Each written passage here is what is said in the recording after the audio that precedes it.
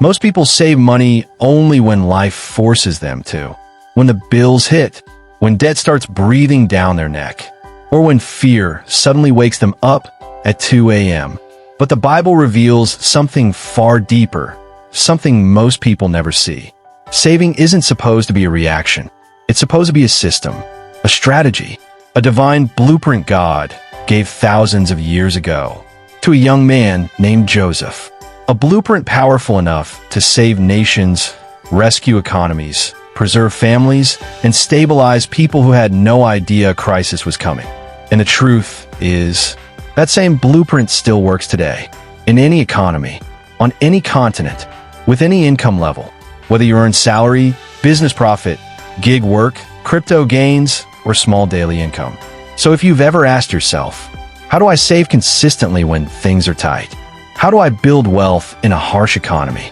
How do I escape the cycle of starting over financially again and again? Then Joseph's blueprint is the missing link. Because Joseph didn't just save food. He saved a nation through principles.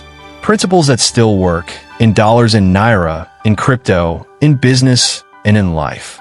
So let's break down the 10 saving principles God used to build the greatest crisis-proof wealth strategy ever recorded.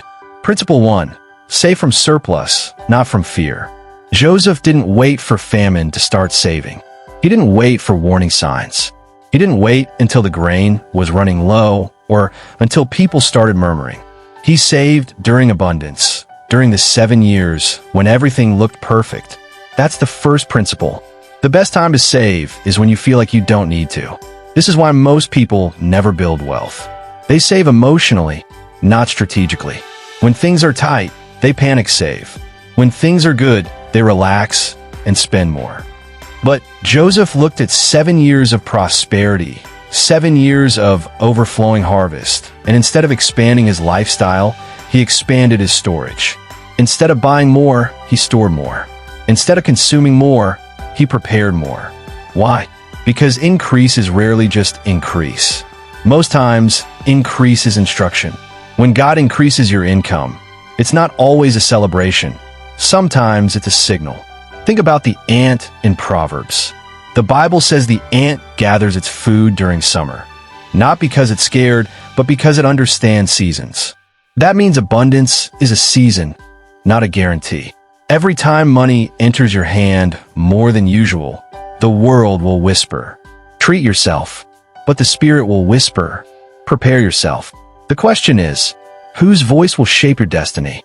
Most people save when they feel pressure. Wise people save when they feel blessed. Principle 2. Create a fixed saving percentage. Joseph didn't save randomly. He wasn't guessing. He wasn't trying to do his best. He saved 20% of everything Egypt produced every single year. That's the power of a fixed saving percentage. It turns saving from luck into law. Consistency beats intensity. You don't get wealthy by saving big once. You get wealthy by saving steadily always. When you save based on emotion, you will stop when life gets inconvenient. But when you save based on percentage, you can't fail because it happens automatically. This is why so many people struggle financially. Their savings depend on how they feel that month. And feelings are terrible financial managers. Whether it's 5%, 10%, 20%, or 30%, the number matters less than the discipline. Look at Noah. God told him to build an ark for a flood he had never seen. Not one drop of rain had fallen. Yet he built daily by fixed instruction. Saving works the same way. You don't save because you see the reason. You save because God sees the season. When your saving becomes systematic, everything changes. Principle 3. Store your resources in dedicated storehouses. One of Joseph's most overlooked strategies was the creation of multiple storehouses across the land of Egypt. Not one, not two, multiple. Meaning, don't put everything in one place. Separate your savings into destinations, just like Joseph did. An emergency storehouse, an investment storehouse, a business capital storehouse, a long-term wealth storehouse, a giving or generosity storehouse, a family or legacy storehouse. Why does this work? Because money without structure leaks. Money without assignment disappears. Money without boundaries becomes emotional. Joseph didn't just save, he organized his savings. And organization is a form of wisdom. When everything you're saving sits in one account, it feels like extra spending money. But when it's separated, it becomes purpose-driven. This is the same wisdom God used when feeding Israel with manna. Enough for a day, stored properly, structured, no mixing, no waste. Your savings grow faster when they have identity. Principle 4. Prepare for predictable seasons. The famine wasn't random. It wasn't a surprise. It was a cycle. Every economy has cycles too. Boom, slowdown, recession, recovery. This pattern has repeated for thousands of years. Joseph saved because he understood something profound. The future is not uncertain, only the timing is. You might not know exactly when challenges will come, but challenges will come. Cars break down, jobs shift, businesses slow, policies change, school fees appear when you least expect them, and the cost of living rises without warning. Preparation isn't fear. Preparation isn't negativity. Preparation is faith in action. Look at Noah again. He didn't wait for clouds to form to start building. He prepared early, long before anyone believed him, long before the first storm. The widow in 2 Kings followed Elisha's instructions before the oil multiplied. She shut the door before the miracle began. She prepared the containers before she saw the result. You prepare ahead because preparation creates capacity. The question is, are you building now what you'll need later? Or will you wait until the season changes to start acting? Principle 5. Turn saving into personal policy. Pharaoh didn't just admire Joseph's saving strategy. He made it national policy.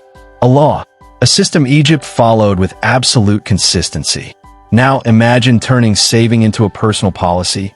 Not optional, not emotional, not seasonal. Not if I can. Not when things get better. But a law for your life. Your hobbies don't build your future. Your systems do. You don't rise to the level of your motivation. You rise to the level of your discipline. Think about Daniel. He didn't pray when he felt like it. He prayed because it was his policy 3 times a day, regardless of circumstances. The same consistency that builds spiritual strength builds financial strength.